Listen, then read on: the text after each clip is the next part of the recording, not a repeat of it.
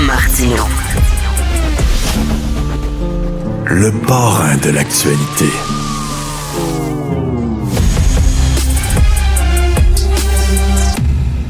On vient pas au monde avec la pensée critique. Guy Perkins. C'est une bébête qui essaie de trouver des patterns, des explications ou des mythes autour de quelque chose. Richard Martineau. C'est surréaliste, ce genre d'affaires-là. La rencontre, Perkins-Martineau.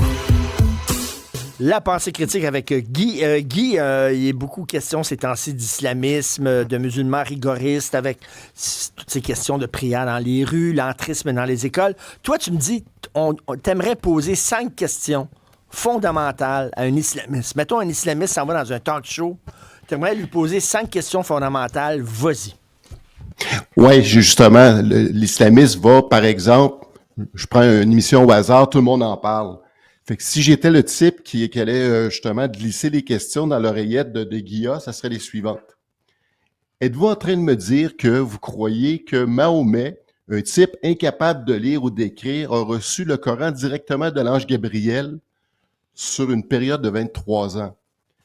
C'est une question intéressante quand même. La deuxième, c'est êtes-vous en train de me dire que vous croyez littéralement que Mahomet, un soir, a été transporté en une nuit de la Mecque à Jérusalem sur une créature appelée Al-Bourak, c'est-à-dire c'est un cheval ailé, puis monte au ciel, où il rencontre plusieurs prophètes, dont Jésus, Moïse et quelques autres, et reçoit les commandements de la prière.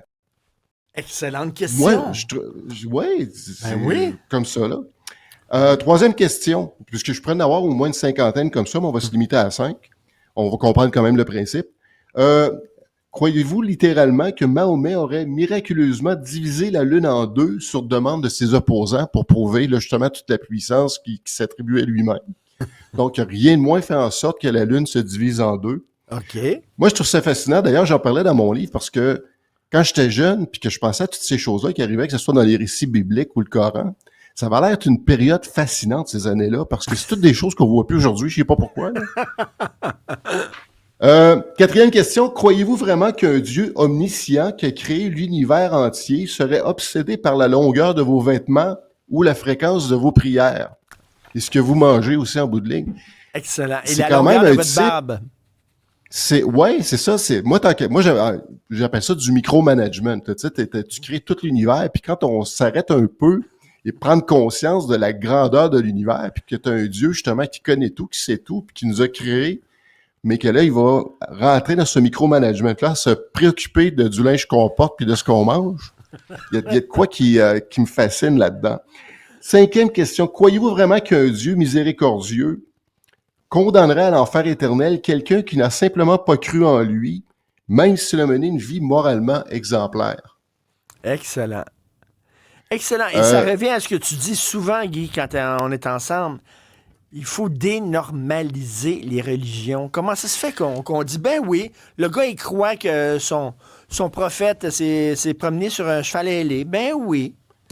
Mais c'est parce qu'on n'en parle jamais de ces éléments-là, parce que c'est tout le temps l'éléphant dans la pièce, parce que je voyais encore, là, je sais que tu as parlé plus tôt aujourd'hui, la fameuse déclaration de Marc Miller, là, qui croit qu'on s'acharne spécifiquement sur les musulmans. La question est non, moi je m'acharne sur la croyance de l'islam. Personnellement, les musulmans, moi, j'ai rien contre eux. Au départ, tu sais, je suis comme un woke. Moi, les gens qui sont victimes de quelque chose, ça m'interpelle. Et n'importe quel croyant, de gens qui grandissent dans une religion qui leur est imposée dès l'enfance, pour moi, c'est des victimes. Pour moi, c'est des victimes et c'est de l'abus psychologique. Alors, mon combat, c'est contre toutes les formes de type de croyance, que ce soit l'islam, le christianisme, la scientologie. La scientologie. Puis, par contre, si je t'accusais d'être j'ai trouvé un mot fascinant cette semaine, Richard. Si je te disais que tu étais peut-être gépastophobe. C'est quoi ça, gépastophobe? Non, excuse, la géopastie. Ça, c'est ceux qui croient que la Terre est plate. Okay. Pourtant, ces gens-là ont une croyance qui est dite sincère. Par contre, on va les ramener à l'ordre en disant hey, ça n'a pas de sens. Tu sais que tout prouve que la Terre est ronde, puis ainsi de suite. On va les ridiculiser, dans le fond. Mais on va les ridiculiser, mais les autres. C'est sa religion, il faut respecter. Ben, c'est la religion, la tradition, mais quand on dit ça, c'est qu'on omet de rentrer justement dans le système de croyance, d'où justement l'intérêt de poser ce genre de questions-là. Puis ce que je fais, l'exercice qu'on vient de faire, Moi, j'aimerais que Guillaume Lepage le fasse le jour et pouvoir recevoir peut-être encore le cardinal Ouellet ou n'importe qui. Quand ces gens-là passent et tout le monde en parle, ou n'importe quel talk show, on fait comme abstraction de son système de croyances. Puis j'aimerais ça qu'on s'intéresse à ses croyances comme quand Raël passe ou un scientologue ou un terre-platiste. On va dire, hey, tu trouves que ça a du sens de croire que la Terre est plate, mais pourquoi qu'on leur demande pas? Quand Raël est là, on le ridiculise, mais quand c'est quelqu'un là, d'une religion traditionnelle, là, soudainement, il faut respecter ses croyances. Non, je comprends pas, moi, le deux poids, deux mesures, là. Puis Marc Miller, quand il dit ça, je le trouve complètement ridicule. Par contre, ce qui pourrait aider au Québec, Richard, c'est que la loi 21, j'aimerais personnellement là, qu'elle se débarrasse de son aura de catho-laïcité.